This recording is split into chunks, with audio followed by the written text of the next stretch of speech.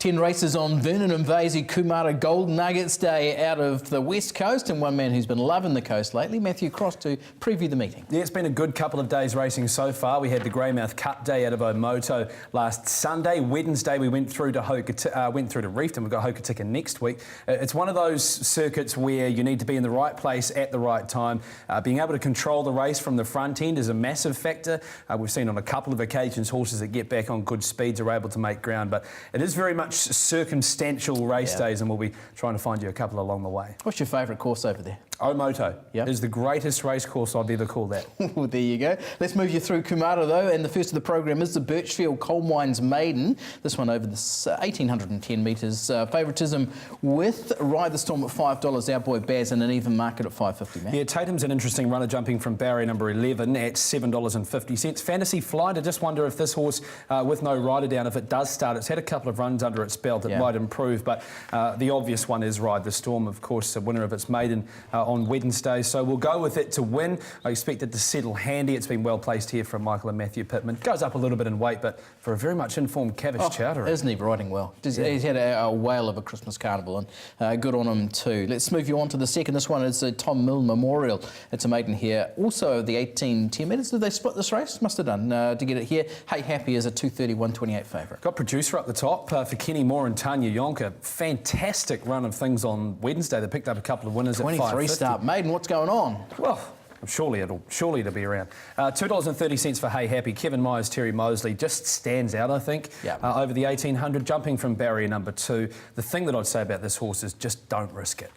Okay, there we go. On to the third. This one is the Versatile West Coast. 18-10, it's rating 65. A couple of jockeys not listed in those two, the 3 and 4. Favouritism here with Brackbar on this page. Kate Cowan claims 3 down to 53, but once again, it's a pretty open market, Matt. I found this the hardest race of the day to work out, and in the end, I've landed up with the horse up the top of the book in Lulawai. Speaking of horses who haven't won out of turn, this horse I think is overdue. It's in the right sort of race. We'll go with it on the each-way basis.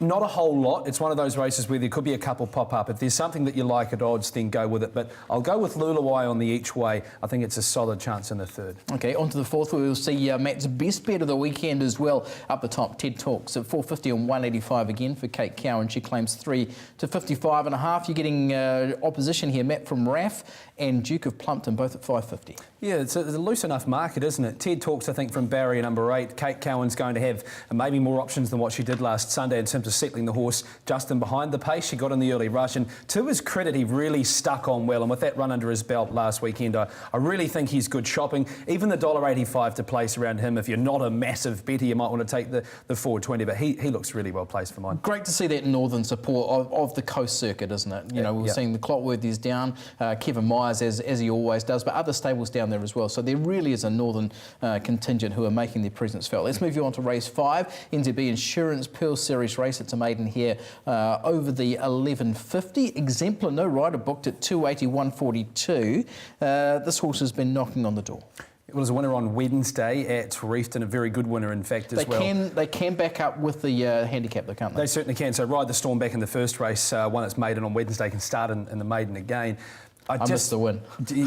I wonder if this horse may not start at $2.80, the race favourite. I'm thinking that Platinum Raider at $4.60 might be a better shop around, or Sharp and Silver from the same base. So not a race I'm overly confident about. Okay, race 6 is a Recreation Hotel 1150, but a Recreation goes on there.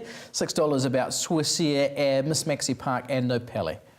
I'm going to go with Swissair up the top of the book here, $6, $2.30. Again, it's that combination of Cavish Chowdhury and Michael and Matthew Pittman.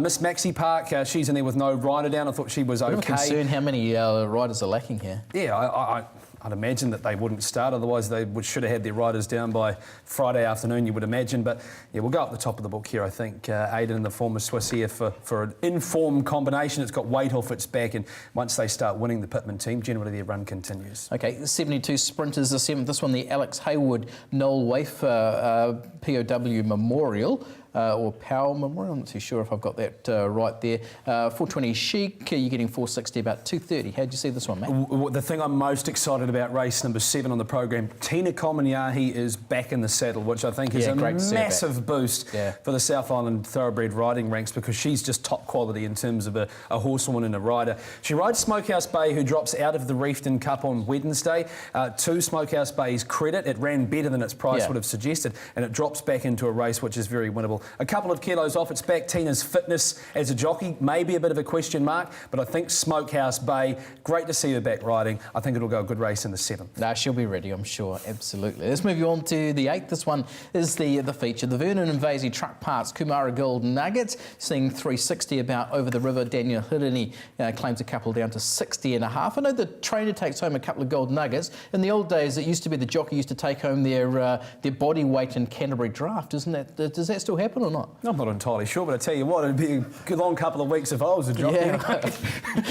Be right if you're one of these guys who's doing the riding in the Kumara Gold Nuggets. But interesting sort of a race. I'm going to go with Over the River, based on the fact that the horse may get an easy time in front. Kaharo with a couple of kilos off his back if you go on a Cromwell Cup. I think it's a 3 kilogram swing to Kaharo as well, isn't it? Yeah, and he won from the same barrier draw at Cromwell 3 starts ago. Quality animal, but Over the River, he's in winning form, and I think he would have got a mental confidence boost himself from that win last Sunday too. For sure. The 9th is the Open Sprint, and this is a really good race, the Grey Master Star Fast Track 5K, where Prom Queen comes up a 180 pot. I just can't see how she'll get beaten. $1.80 if Kate Cowan's able to position her forward.